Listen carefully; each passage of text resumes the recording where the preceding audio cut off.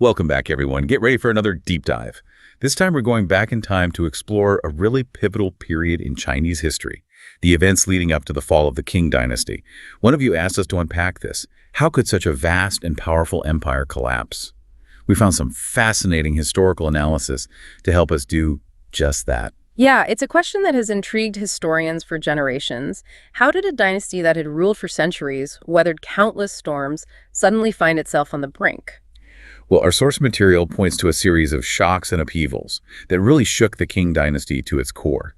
It all begins with a military defeat that sent shockwaves through China and beyond, the Sino-Japanese War. The year was 1894, and for many in China, this war was almost unthinkable. China had long considered itself the dominant force in East Asia.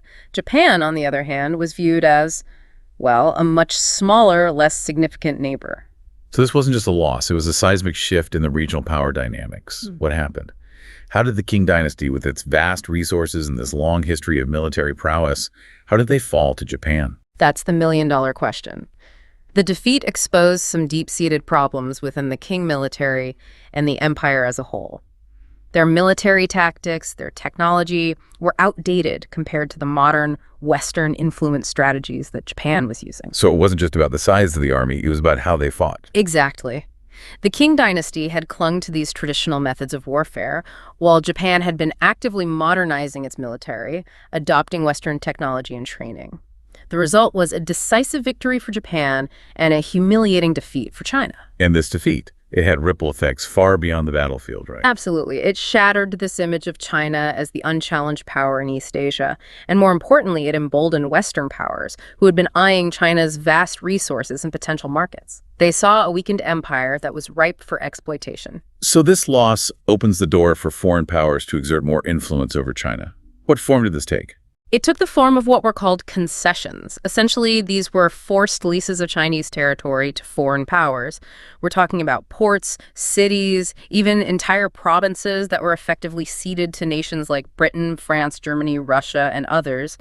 It's almost like this group of, hungry wolves descending on a wounded animal, each one taking a bite. This must have been deeply unsettling for the Chinese people. Imagine having portions of your own country controlled by foreign powers, subject to their laws and their economic interests. That was the reality for China in the aftermath of the Sino-Japanese War.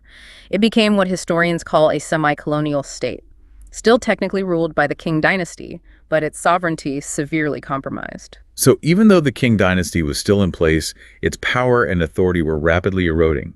Did anyone recognize the need for change? Did anyone try to steer China in a different direction? Yes. There were voices within China calling for reform and modernization.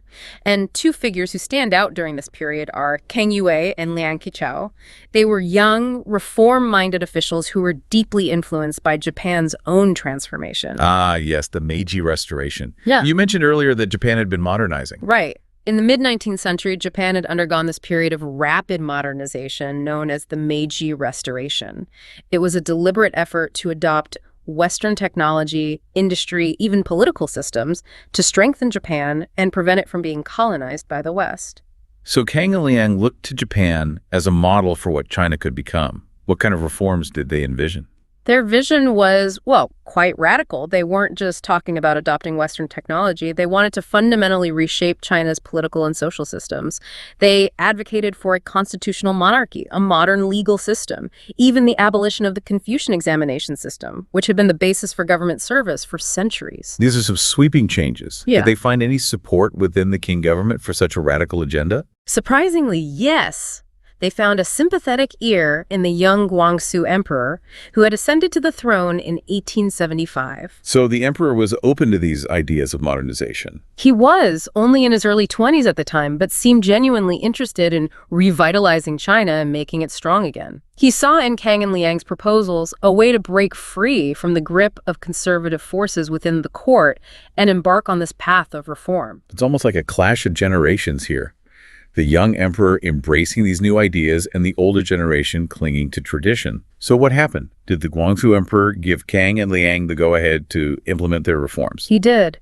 In the summer of 1898, the Guangxu emperor launched what became known as the 100 Days Reform.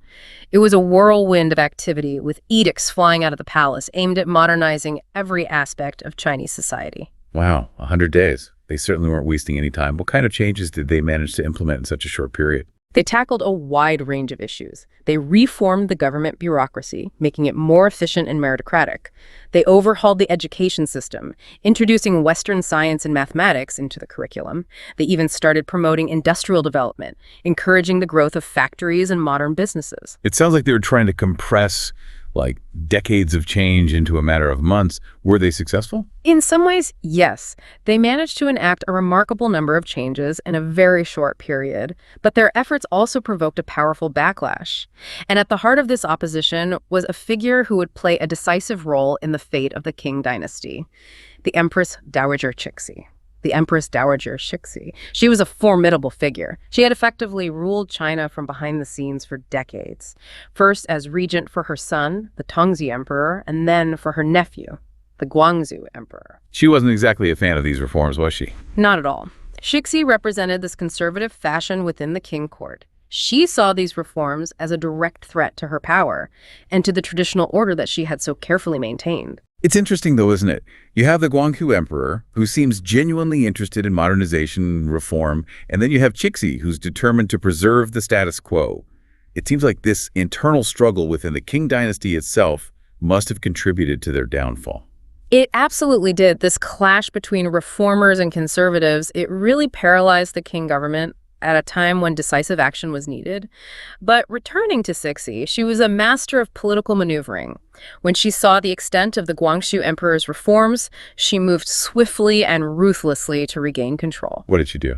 With the support of conservative officials and powerful military figures, Cixi launched a coup d'etat in September of 1898. She placed the Guangxu Emperor under house arrest, effectively ending his reign, and she rescinded many of the reforms that had been implemented during the 100 Days. So in a matter of months, the 100 Days reform went from this whirlwind of change to a complete shutdown. What happened to King Yue and Liang Qichao, the reformers who had inspired the emperor? They were forced to flee for their lives. King Yue escaped to Hong Kong, while Liang Qichao found refuge in Japan. Other reformers weren't so lucky. Several prominent reformers were arrested and executed, sending a chilling message to anyone who dared to challenge Cixi's authority. It's a reminder of just how high the stakes were during this period of upheaval in China. The Qing dynasty was facing these threats from within and without, and these internal divisions only made them more vulnerable. So what happens next? With the Guangzhou emperor out of the picture and Cixi back in control, does China just return to the status quo? Not exactly. The failure of the 100 Days reform and the brutal crackdown on reformers, it had a profound impact on Chinese society. It created this sense of disillusionment and anger, especially among younger generations who had hoped for a more modern and progressive China. So even though the reforms were crushed, the seeds of change had been sown. Precisely. And this discontent, this simmering resentment, it would soon boil over, in a dramatic and violent way, with the eruption of the Boxer Rebellion. Ah, yes. The Boxer Rebellion.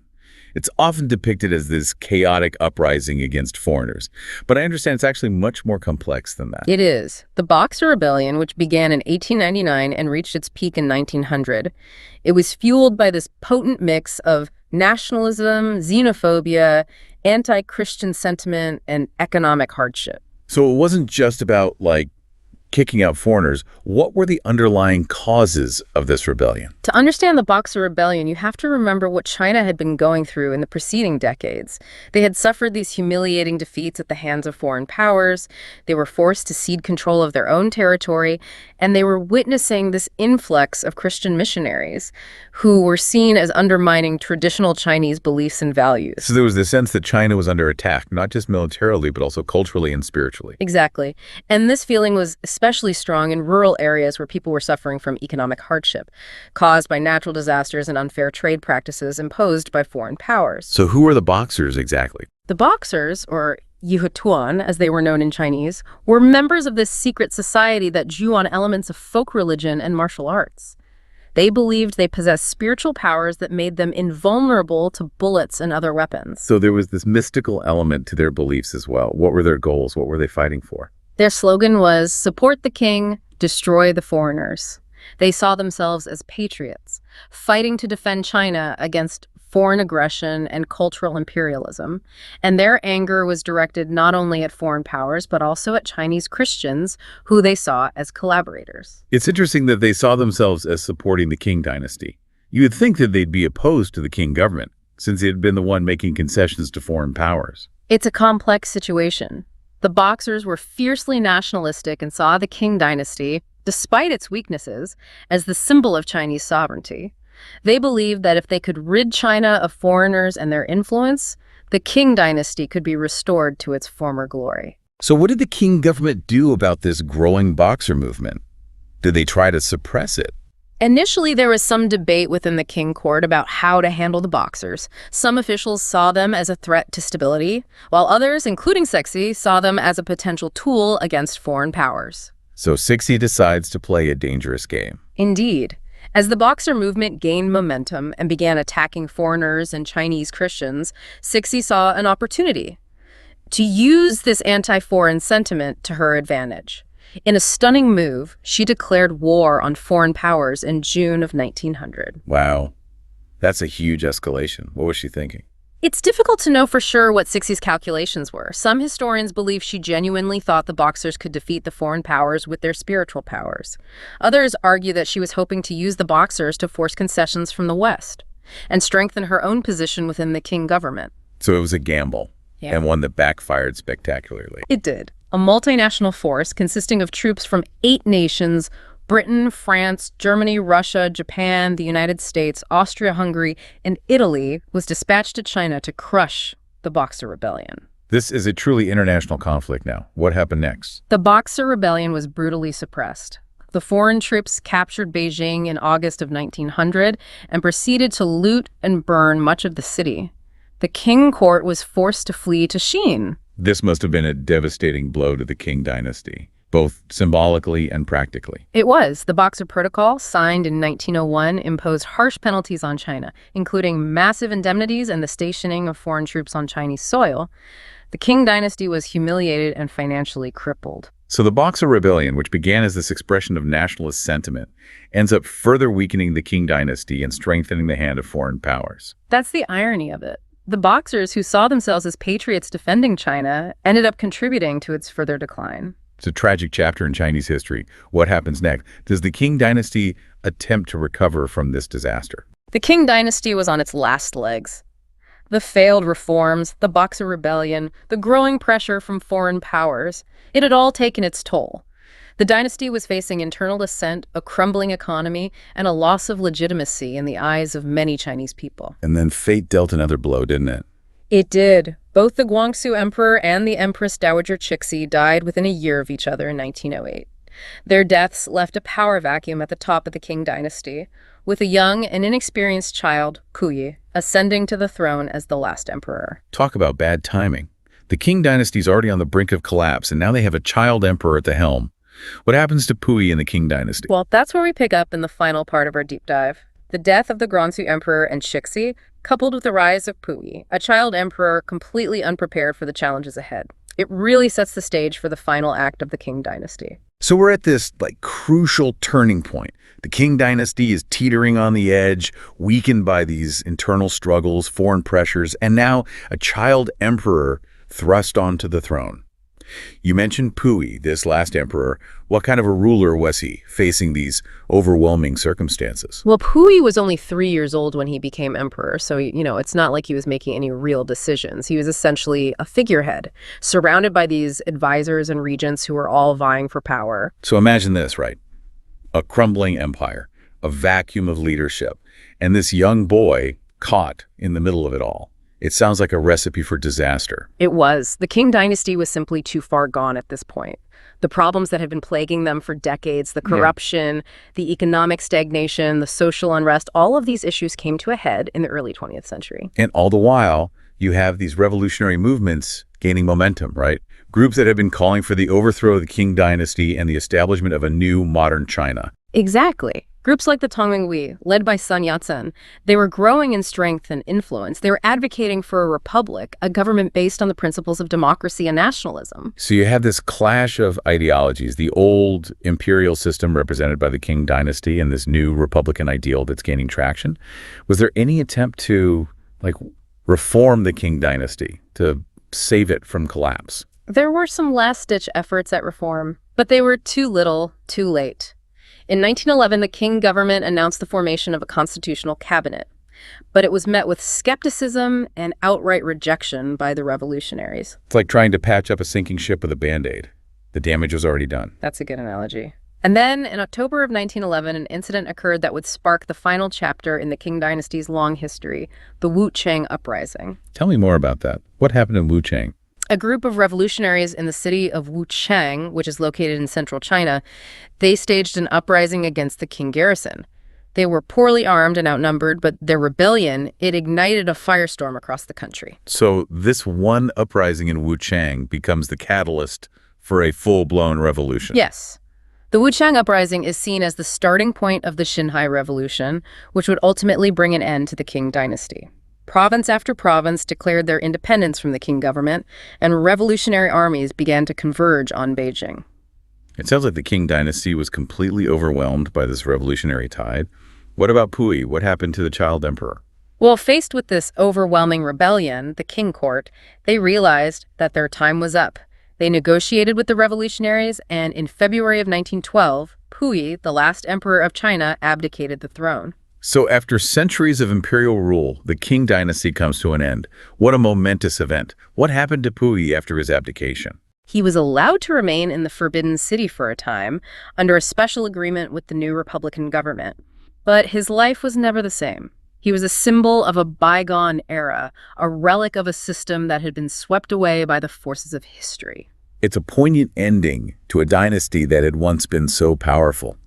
Looking back at everything we've discussed, what are the key takeaways from this deep dive into the fall of the Qing dynasty? What can we learn from this tumultuous period in Chinese history? Well, I think there are several important lessons to be gleaned from this story. First, it highlights the importance of adaptation and reform. The Qing dynasty's failure to adapt to the changing world around them, their resistance to meaningful political and economic reform, ultimately proved fatal. It's a cautionary tale, isn't it? Yeah. A reminder that even the most powerful empires can crumble if they fail to keep up with the times. Absolutely. Yeah. And second, it shows the dangers of internal divisions and factionalism. The Qing dynasty was weakened from within by corruption, court intrigues, this constant struggle between reformers and conservatives. This infighting paralyzed the government and prevented them from taking decisive action when it was most needed. So it's not just about external threats. Internal weaknesses can be just as deadly. Precisely. And finally, I think this story underscores the power of ideas and the inevitability of change. The Qing dynasty, for all its might, could not hold back the tide of nationalism, democracy, modernization that was sweeping across China and the rest of the world. It was a reminder that even the most entrenched systems can be overturned when people are determined to create a better future. That's well said, and I think that's a powerful thought to leave our listeners with. The fall of the Qing dynasty was a complex and tragic event, but it also marked a new beginning for China, a chance to build a new society based on different principles and aspirations. It's a story that continues to resonate today, not just in China, but around the world. It makes you think about the forces that shape history, the choices that leaders make, and this enduring human desire for progress and change. And on that note, we'll wrap up our deep dive into the fall of the Qing dynasty. We hope you've gained some new perspective on this pivotal period in history and are inspired to continue exploring on your own.